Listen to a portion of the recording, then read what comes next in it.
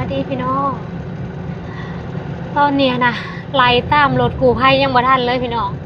มื้อนี้ก็คือว่าจะเดินทางไปบ้านตะปองเซ่เลย หลังจากที่ว่ากู้ภัยออกมาเนาะเขาก็ย้ายเครื่องแต่ในเขา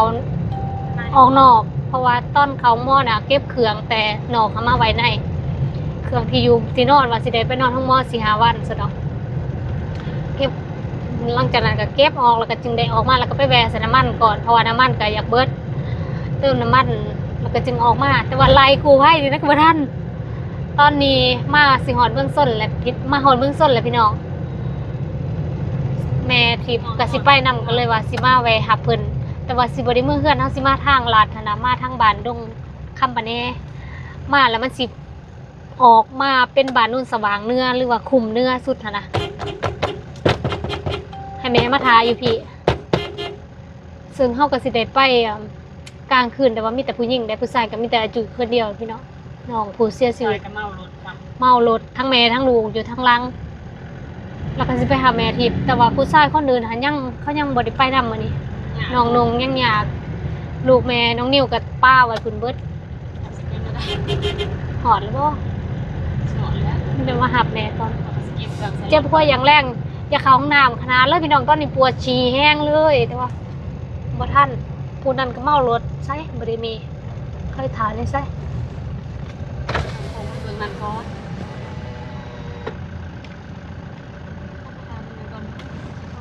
โทรดูให้เรามาส่ง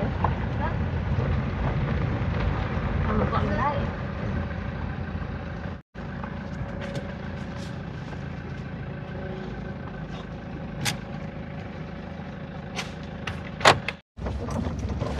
ตอนนี้ก็หับแม่ขึ้นรถแล้วเรียบร้อยเลยพี่น้องก็สิได้ออกเดินทางต่ออีกเนาะเพราะว่าระยะทางเท่านี้ก็ยังใกล้เติบแล้วก็ผ่านป่า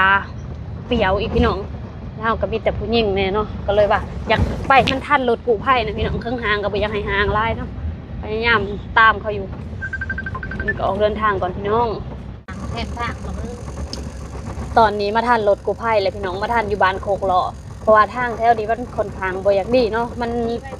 เป็นแบบทางเขาเจ้าเกตทมไม้นะพี่น้องมันเป็นทางแบบว่าทางต้มก็เลยขี่ไว้บ่ได้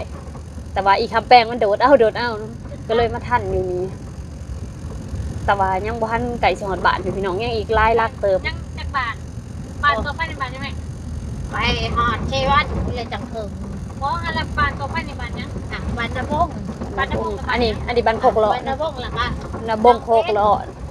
ปะต้งอยู่ใช่จ้ะบ้านปะต้งขึ้นหวยปะต้งแล้วก็น้องเบนนาฮางแล้วจังฮอดบ้านนาฮางแล้วจังไปหอดบ้านนั้นบ้านนี่ทั้งก่อนตัวหนึ่งปะต้งบ๊อบมันเว้นปะต้งแล้วก็บ้านตะป้องเบิ่งขี้พูนทันจนบ่เห็นทางจังหอดบ้านตะป้องอันตะป้องยังตะป้อง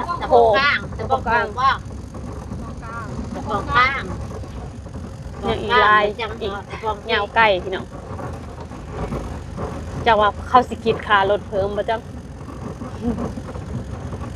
แต่ว่าอย่างน้อยเฮาก็อันนั้นได้ข้อเพิ่นกันบ่พี่นี่ได้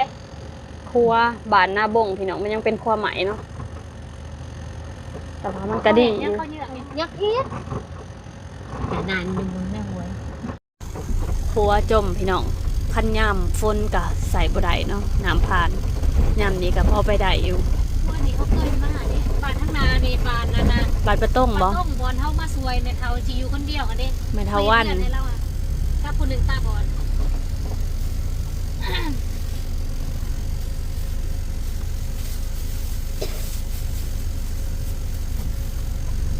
สั่นเติบอยู่เนาะ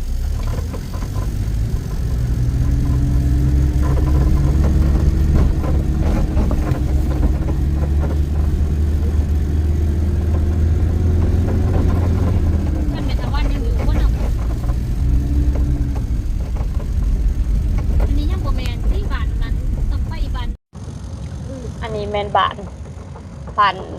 ไปเทาวันแต่ว่าบัวเฮือนเพิ่นหันยังหรือบ่เนาะบัวเข้าหมางหรือบ่เห็นกลางบ้านจะเพื่อนก็ได้มันน่าจะผ่านบ้านไหนไปสถาบ้านเข้า พอบ่เห็นเนาะบ่เห็นเหือน เว้นเหือน เหมือนชีวิตเด้อบ่นี่ชีวิตเด้อผิดบาทเล เล็ ย ดมันนี่จะโคกตาไปบุกจังหันนั่นอันไหนแล้วเดินมีรถจ้าในตารางอ่ะ มันมือติบ่จะได้ ทำได้ค่ะ มั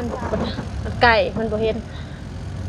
ที่จริงว่าแม่นบ้านตัวนั้นบ่แม่นพี่น้องปะตงตัวนี้เนาะพอมีซองปะตงแต่ว่าเฮือนแม่ทาวันก็ยังบ่ได้หมางเนาะยังคือเก่าอยู่ตอนนี้เฮาก็มาคอนไก่สิฮอดบ้านแล้วพี่น้อง นี่บ้าน ยังอีกบ้านหนึงก็คือสิฮอดเนาะ ไปไม่ได้ ยังบ่ไกลปานใดแล้ว แล้วก็ตอนนี้เป็นเวลาประมาณ7:00นยัง7:00นกว่าๆบ่แม่นบ่ พอกมู่หาสิหา 7:00นยังแล้วพี่น้องแต่ว่าเดี๋ยวนี้ยามนี้มันมืดไว้เนาะมันก็เลยแบบว่าคือเด้อ ต่อมาสิเช้าพัดนี่โอ้ก็ต้อง มาหอดบ้านแล้วพี่น้อง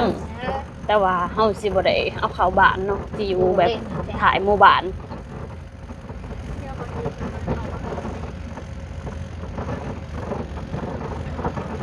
เราไปสิเลี้ยวเห็นเขาว่าแล่นได้แมนแล้วมา เขาก็สิมาเกี่ยมทาแล้วปานนี้หั้นนะเป็นเติ้นเนี่ยทางบ้านก็กล้าเกี่ยมทาเนาะ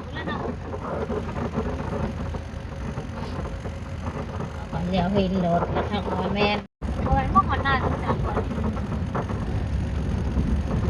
หรือว่าอยู่บนเตียงเห็นแล้วต้อง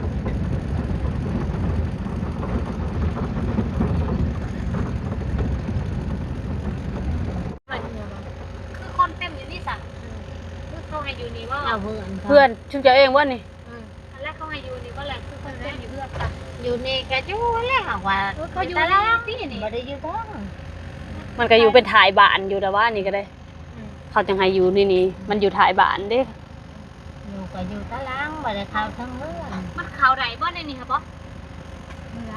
อันนี้ค่ะนี่มันข่าวไรบ้านนี่มันมีเดินจอดป๊อ หอดแล้วพี่น้องเพิ่นให้อยู่เพื่อน ใช่ เนาะ มันคือข่าว บ่ฟ้าวเขาอยู่เพื่อนเขายังสิเอาเขาพี่น่าจอดไว้นอก แล้ พี่ วนี่ว่าเจ้าเขานี่ยังไม่กันหักเนาะ เบิ่งสิลงไปเบิ่งบ่ เอาลง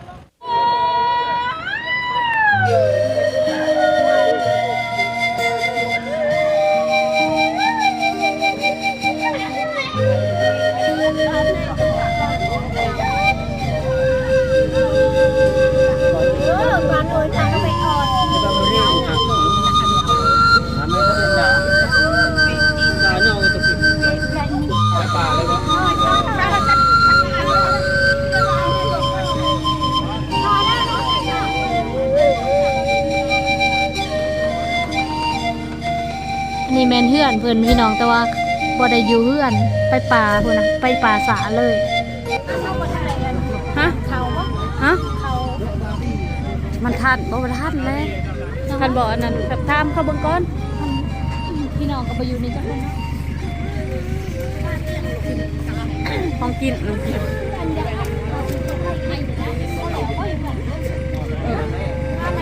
เมื่อแหละมันเมื่อไรให้มาเล่าแล้วนี่หันละจัดทีนี้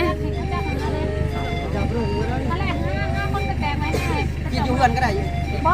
กินอยู่เฮือนบ่ บ่ยานบ่ กินอยู่เฮือนเนาะ ถ้าคนมากินอยู่เพื่อน กินอยู่เฮือนเอามันจังสบาย กินอยู่เพื่อนก็ได้ไม่ยังเดี๋ยวขั้นละ กูให้เพิ่นกามาส่งจะหน่อยพี่น้องใกล้แห้งอยู่ พอที่เราซ่านเลยก็เลยว่าสิสวยค่ะน้ำมันเพิ่น เนี่ยขอบมุกขอบใจหลายเนาะมาจนหอดพี่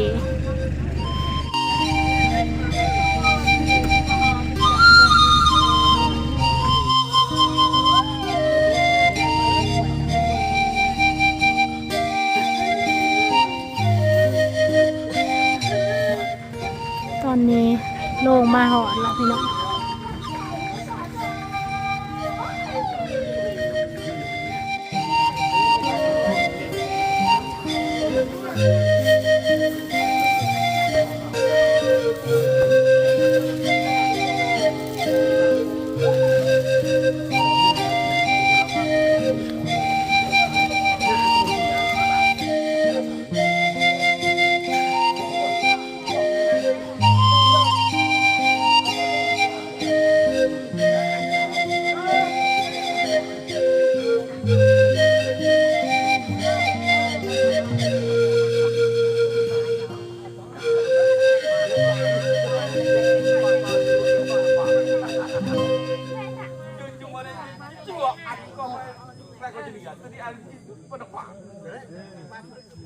อันนั้นก็โอ้โห เอาก็เ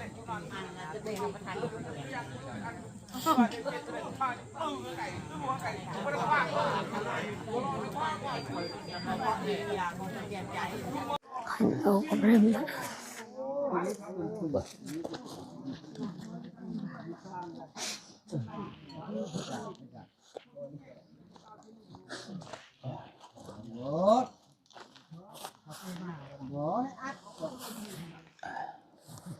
อ้าวนี่เงินเขาลูกหลานกินทานน้ำของอีกคอยคำ500ของอีตาย1,000อีตา1,000บุญมา1,000บุญมากระโหลกบามอนอีดอกเอามากินมาทะเนี่ยเหาะได้เทิงมันก็ดีอ้าวเกิดปันดีมีโชคผลเจนเอ้ยโตก็ได้บ่ให้หวังเฮงใหญ่อยู่พีแหละไปได้โตเธออายุมาหน่อยมีทำนี่ก็ไปทำนี่แล้วเสร็จจังได้ไปก็ไปชุดขีดชุดใจเลยเห็ดไปหอดบ่มันชุดมันนะคะบ่ได้ก็ว่าบ่ได้ลูกเอ้ยเห็นได้แต่โตหอดเธออายุมาหน่อยเพียงทำนี่ก็ไปทำนี่แล้วโตก็ไปพูดละป้าเกิดบ่นางบ่มีบ่มันสิบ่ทุกข์บ่ยากคนเด้อไปขึ้นชาวบ้านชานผาคนแหละไปแม่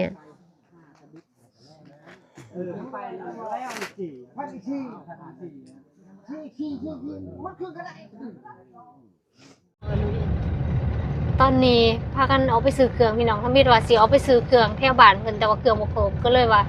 ได้ลงมาเมืองมาเอาเครื่องนั่นนี่หลายอย่างแล้วก็สิส่งสการมื้อนี้เลยเนาะวันที่11บ่มื้อนี้ที่จริงก็ว่าสิเอาลงเอาไปหั่นแหละที่จริงว่าสิเอาไว้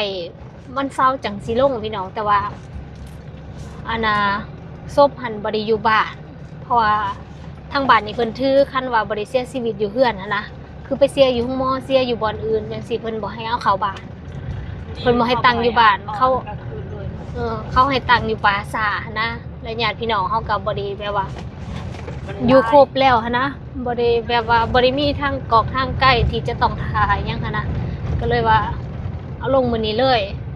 พอมื้ออื่นมันก็ลงบ่ได้เนาะวันศุกร์มันต้องวันเสาร์พุ่น